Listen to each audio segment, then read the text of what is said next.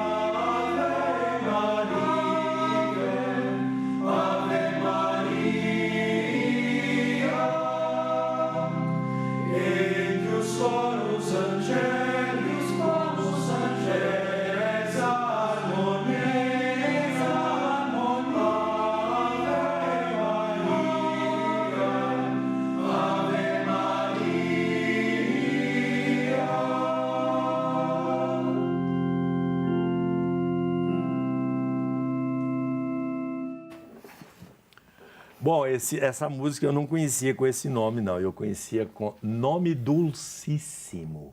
Aí eu acho que eles resolveram trocar por Nome Cândido. O que eu queria agora, eu não posso deixar de falar, porque era o objetivo desse programa, é falar da parte coletiva da soberba, porque eu acho pior do que a parte individual. Agora, como o individual extrapola para o coletivo? É muito simples. São lideranças que são extremamente arrogantes e que movem pessoas na direção de uma soberba coletiva.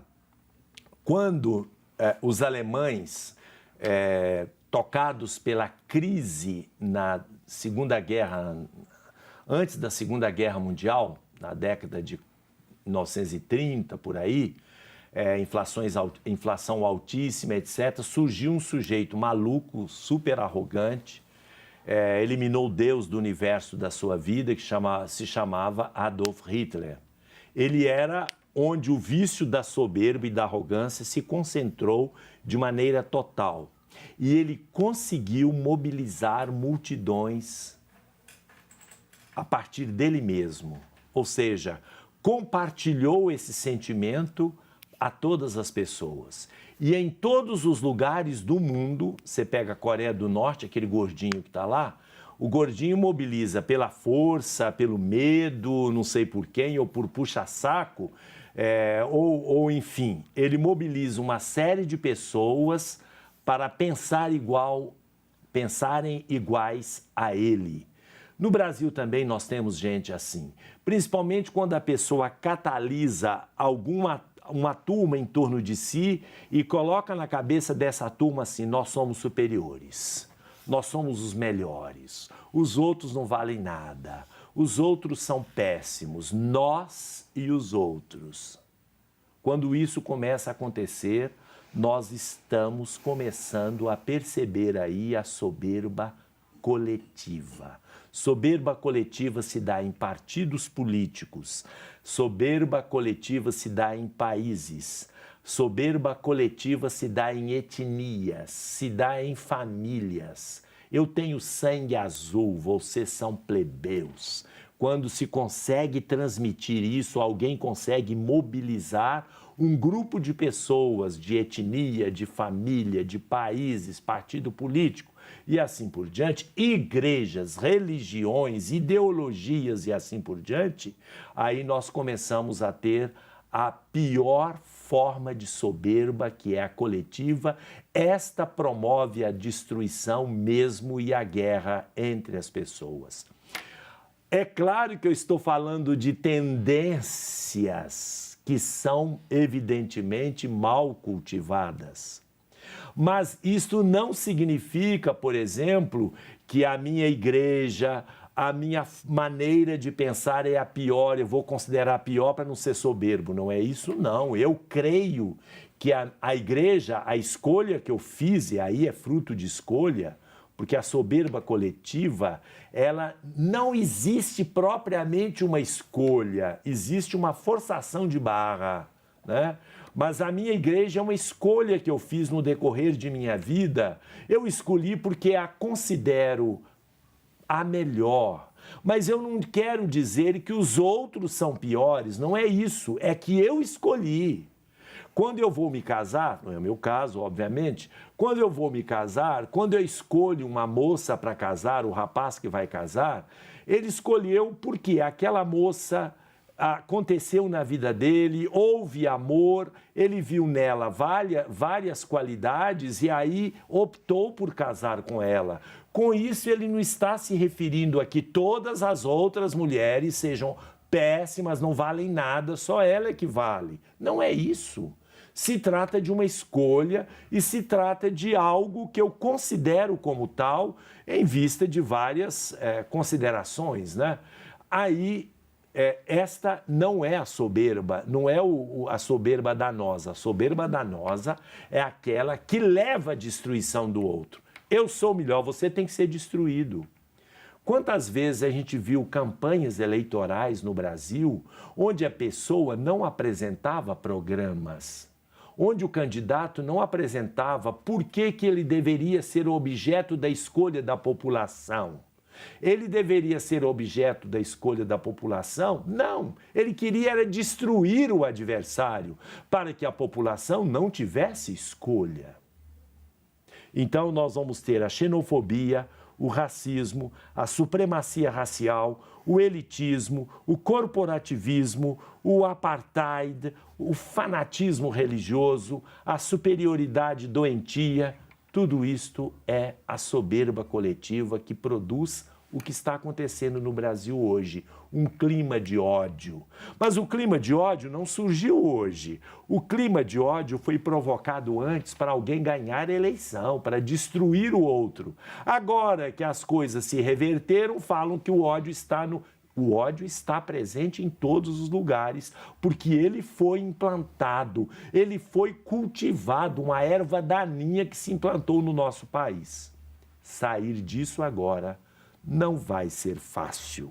Nós temos aí também, Guilherme, algumas outras... Tem uma participação aqui que ela pergunta se o suicídio é uma tendência, é um vício, né? Pode ser uma tendência para o vício, para a soberba. Não é isso não. O suicídio é muito mais complexo, eu não vou conseguir utilizar. A única coisa que eu posso dizer é que você não pode ligar suicídio à soberba, de forma nenhuma. Alguém pode suicidar por estar imerso. Primeiro pode ser uma doença mesmo, né? Uma questão de doença. Doença mesmo, não é uma doença no sentido de uma patologia genérica. Doença mesmo, a pessoa está doente. Pode ser também uma situação altamente desesperadora que a pessoa não vê, está errado, mas eu estou só tentando esclarecer. Não vê outra saída a não ser a sua autoeliminação. Chegou em uma situação desesperadora. Quem faz a pergunta aqui, só corrigindo, é o Marcos Vitor, lá do bairro Santa Efigênia. A pergunta é justamente essa, se o suicídio pode ser uma tendência, se a pessoa já pode... Não a soberba, não. A tendência é outro tipo de tendência, né? Eu acredito que o suicídio também liga muito ao que a gente comentou no último programa sobre a depressão, né? Se é algo já hereditário, se pode passar de gerações. Pode. Se o suicídio também entra nessa aí, se a pessoa tem uma tendência a cometer o suicídio. Agora eu entendi a pergunta. A pergunta dele é se o suicídio é oriundo de uma tendência quase hereditária ou até inata da pessoa. Eu acredito. Eu acredito que também tem casos e casos, né? Uma pessoa pode ter tido uma decepção muito grande na vida e que leva ela a cometer o suicídio. Né? Mas eu acho que no caso dele aqui é justamente se isso já é uma coisa que a pessoa já nasce com essa fraqueza, vamos dizer assim. Eu acho que existe alguma coisa de hereditário, de inato, mas existem também outros elementos do meio ambiente. Por exemplo, todo mundo sabe que os países nórdicos, os países de clima muito frio, quando chega o inverno, o índice de suicídio lá é maior do que é maior do que na primavera e no verão e é maior do que em outros países. Por exemplo, outras circunstâncias também podem levar, do meio ambiente pode levar ao suicídio.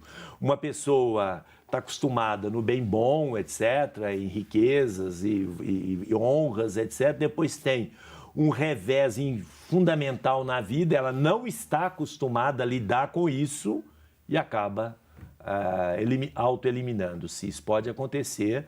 Agora, uma tendência, eu acho que sempre existe a possibilidade de que mesmo a pessoa que não consegue, num revés da vida ou no clima frio, o meio ambiente favoreceu, uma pessoa porque ela já tem uma tendência. Agora, um outro elemento, e termino, um outro elemento que favorece muito o suicídio é a pessoa que foi criada sem nenhuma perspectiva religiosa, sem ter uma força além das dificuldades da vida. Não tem a perspectiva de Deus, né, de Cristo na sua vida. Esta pessoa, com muito mais facilidade, tende ao suicídio, porque não acredita em nada, não acredita numa vida depois da morte, não acredita que haja um Deus, não acredita que ele possa superar. Então, aí facilita pela autoeliminação. Voltamos daqui a pouco.